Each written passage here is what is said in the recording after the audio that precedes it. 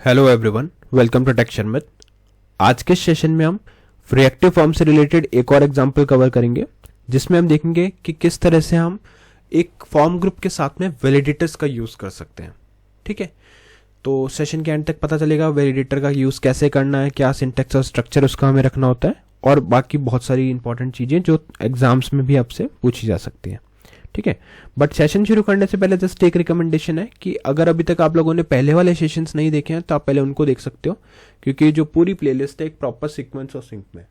तो अगर आप उसको सीक्वेंशियली फॉलो करोगे तो और भी ज़्यादा इजी रहेगा आप लोगों के लिए ऑनगोइंग टॉपिक को समझना और उसको इम्प्लीमेंट करना।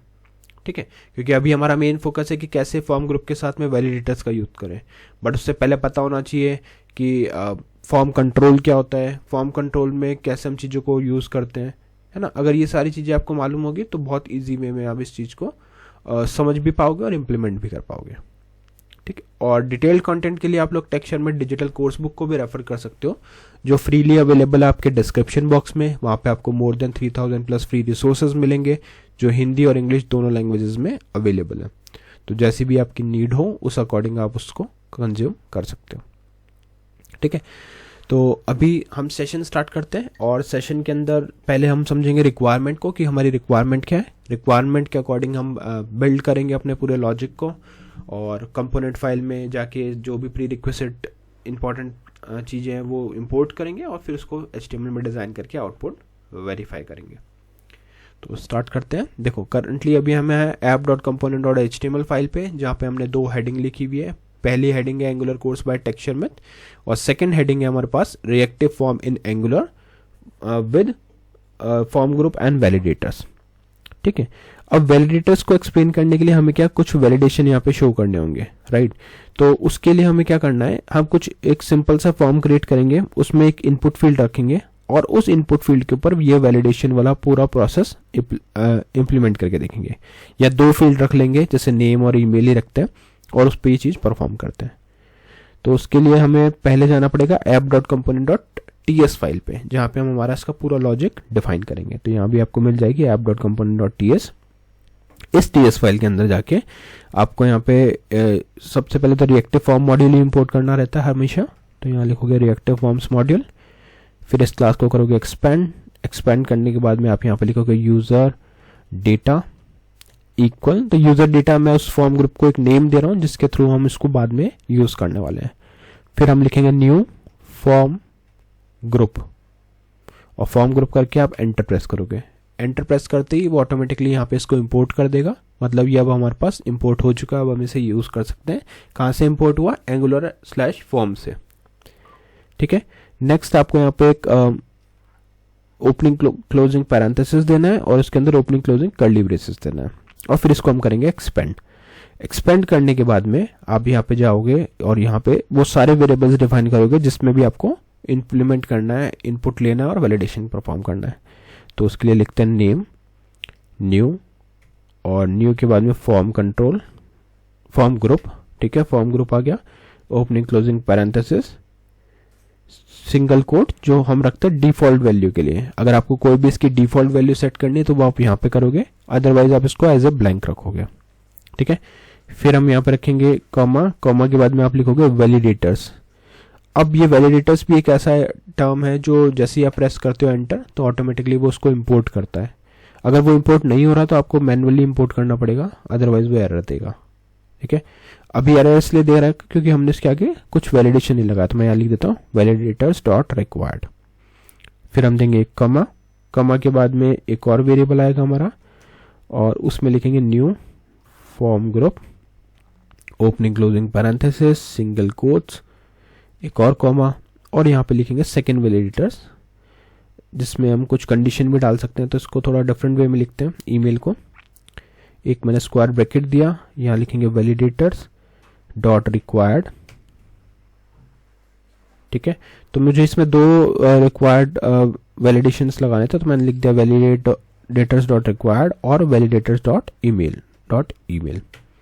तो यहाँ तक ये हमारा आ जाएगा। ठीक है, उसके बाद में सिंपली आप इसको करोगे सेव करने के बाद में वो ऑटोमेटिकली यहाँ पे आपका ऐड हो चुका है ना। सेमीकोलन हमने यहाँ पे हम एडिटर यूज कर रहे हैं, इस वजह से वो ऑटोमेटिकली सेमीकोलन लगा देता है। तो ओवरऑल हमने क्या किया, यहाँ पे 2 वेरिएबल डिफाइन किए फॉर्म ग्रुप के अंदर, है ना, और यहाँ पे हम वैलिडेटर्स का भी यूज कर रहे हैं। पहले वाले में मुझे सिर्फ एक ही वैलिडेटर रखना था, तो मैंने सिंपली यहाँ पे वैलिडेट डॉट रिक्वायर्ड लिखाया, और सेकंड वाले में मुझे 2 वैलिडेटर्स की नीड थी, तो मैंने इसको एरे में यहाँ पे पास किया, एक वैलिडेटर्स डॉट रिक्वायर्ड के लिए और एक वैलिडेटर्स डॉट ईमेल के लिए। रिक्वायर्ड चेक करेगा कि उसमें कुछ ना कुछ इंपॉर्टेंट, उसमें कुछ ना कुछ किया हो यूजर ने, और ईमेल चेक करेगा कि वो एक वैलिड ईमेल है। ठीक है, इतना करने के बाद सेमीकोलन से हमने इसको कर दिया टर्मिनेट। अब हम जाके सिंपली इसका एक बटन क्रिएट कर सकते हैं, या फिर सिंपली अगर आपको वैलिडेशन ही चेक करना है तो हम HTML पे इसका मैसेज प्रिंट करेंगे। ठीक है, तो बटन में अभी के लिए स्किप कर रहा हूँ, सीधा अपन चलते हैं HTML फाइल पे। बट उससे पहले ये चीज पता होनी चाहिए कि form group, reactive form modules और वैलिडेटर यहाँ पे इंपोर्ट है आपका, क्योंकि अगर ये इंपोर्टेड नहीं है तो इश्यू होगा। फाइन, अब हम अपना पूरा फॉर्म डिजाइन करना स्टार्ट करेंगे। तो उसके लिए आप एक फॉर्म क्रिएट कर सकते हो, और फॉर्म के अंदर आप लिखोगे इनपुट। ठीक है, इनपुट में हम डाल देंगे इसका टाइप में डाल देता हूँ इसका टेक्स्ट।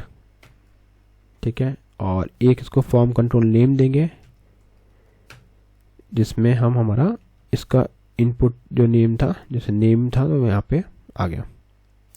बट यहाँ पे ये सजेस्ट क्यों नहीं कर रहा, क्योंकि उससे पहले आपको यहाँ पे लिखना पड़ेगा फॉर्म ग्रुप, और इस फॉर्म ग्रुप में आपको मेंशन करना है यूजर डेटा, तभी आप इसको यहाँ पे यूज कर पाओगे। जैसे अभी हम यहाँ फॉर्म कंट्रोल नेम में डाला,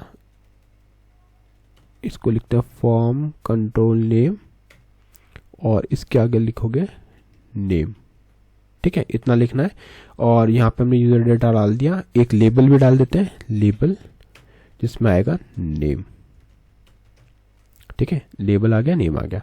अब नेक्स्ट हमें क्या करना है, हमने लेबल ऐड कर दिया। सेकंड हमारी फील्ड है जो वो है ईमेल, तो उसके लिए भी लेबल ऐड करेंगे।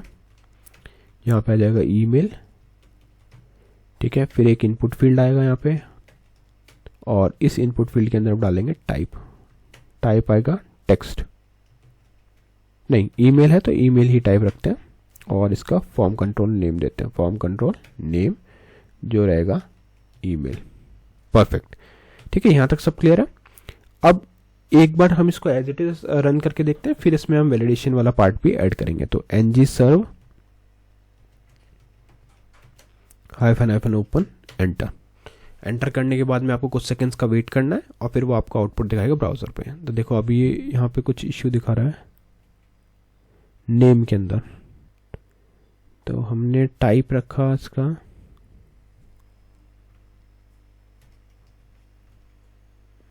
आई थिंक हमने इसका डिफॉल्ट वैल्यू हमने सेट किया है नेम फॉर्म कंट्रोल के लिए।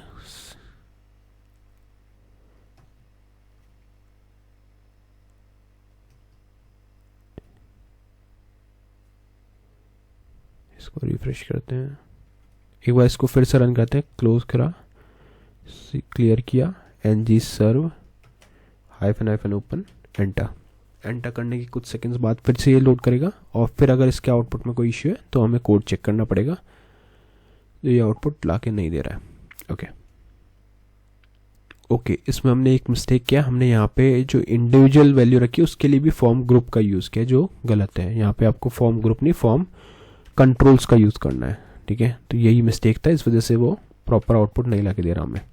अभी ये ठीक है, हमने यहाँ पे दोनों को कंट्रोल में किया, सेव किया, तो फॉर्म कंट्रोल, फॉर्म ग्रुप और रिएक्टिव फॉर्म मॉड्यूल, साथ में वैलिडेटर, ये सब हमने ऐड किया। अभी अगर आउटपुट देखेंगे तो कुछ इस तरह से हमारे पास आ रहा है। अब जैसे यहाँ पे मैं लिखता हूँ ABC या 123@email, तो कुछ भी एरर ये हमें शो नहीं कर रहा, क्योंकि अभी तक एरर का लॉजिक हमने ऐड नहीं किया, राइट। तो एरर का लॉजिक ऐड करने के लिए फिर से इसको यहाँ पे रखते हैं,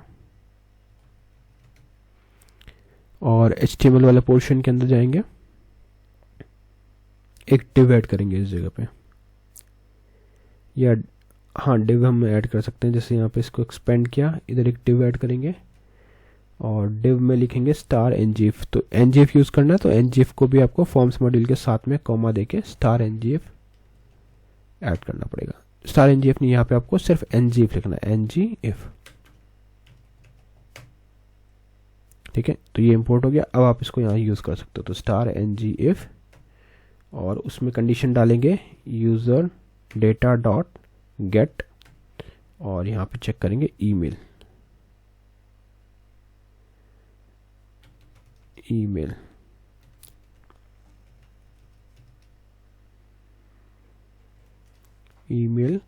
फिर आएगा एक क्वेश्चन मार्क डॉट इनवैलिड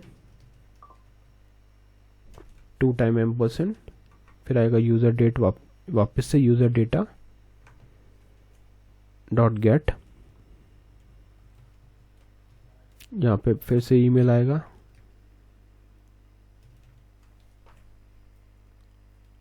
फिर एक ईमेल के बाद में क्वेश्चन मार्क टच्ड, और उसके बाद में सीधा आपको यहाँ पे इसका मैसेज डालना है वैलिड ईमेल रिक्वायर्ड। इसमें कुछ मिस्टेक है वो अभी अपन देख लेंगे, कोई प्रॉब्लम नहीं है। देखो यहाँ से एक बार वापस चेक करते हैं कि क्या मिस्टेक हमने किया। *ngf user data dot gate email, एक पैरेंथेसिस हमने यहाँ ओपन किया जिसको क्लोज नहीं किया, इसी वजह से ये एरर दे रहा है। तो यहाँ पे हमने इसको ऐड किया, फिर हमारे पास यहाँ पे ये वाला पोर्शन भी हटेगा, gate email question mark dot invalid % 2 time user data gate email touched, और फिर ये मैसेज है। सिमिलरली इसको कॉपी करेंगे और कॉपी करके सेकंड डिव बनाएंगे जहाँ पे हम इसका नेम वाला मैसेज डालेंगे। तो यहाँ पे यूज़र डेटा डॉट नेम आ जाएगा, बस इसमें नेम आ जाएगा और इधर भी नेम आ जाएगा, और यहाँ आ जाएगा नेम इज रिक्वायर्ड। सेव करते हैं। अभी एप्लीकेशन को रन करते हैं, ng serve --- ओपन एंटर करने के कुछ सेकंड्स बाद में हमें ब्राउज़र पे आउटपुट दिखेगा, और जो कंडीशंस हमने दी हैं, जैसे अभी मैं यहाँ पे इसको टच करके बाहर क्लिक करता हूँ ईमेल पे, ओके इसमें कुछ इश्यू है, अभी कोड चेक करते हैं वापस।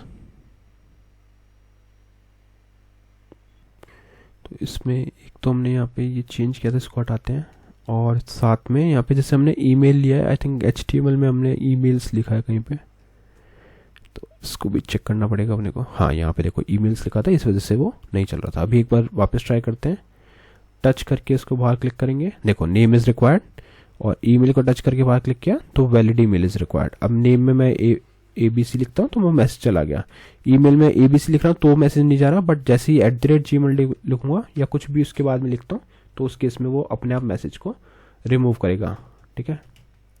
और जैसे जैसे कंडीशन होती है ईमेल की वो वहाँ पे चेक कर रहा है। सिमिलरली आफ्टर वैलिडेशन अब आप इसको अगर सबमिट करोगे तो वो डेटा सबमिट करके लॉग कर देगा। क्लियर। तो ओवरऑल प्रोसेस हमने ये देखा कि कैसे हम एक वैलिडेटर का यूज़ कर सकते हैं फॉर्म ग्रुप के साथ में। ये इंपॉर्टेंट टॉपिक था, इसलिए हमने फॉर्म ग्रुप के टर्म्स में भी देखा, और हमने पहले फॉर्म कंट्रोल के साथ भी इसको यूज़ किया था। ऑल दो प्रोसेस सिमिलर है, बट स्टिल हमें सिंटैक्स का आइडिया होना चाहिए कैसे ये चीज़ें हम डिफाइन करते हैं। तो इस सेशन के लिए इतना ही था, नेक्स्ट सेशन में बाकी टॉपिक डिस्कस करेंगे। So thank you for watching tech Sharmit.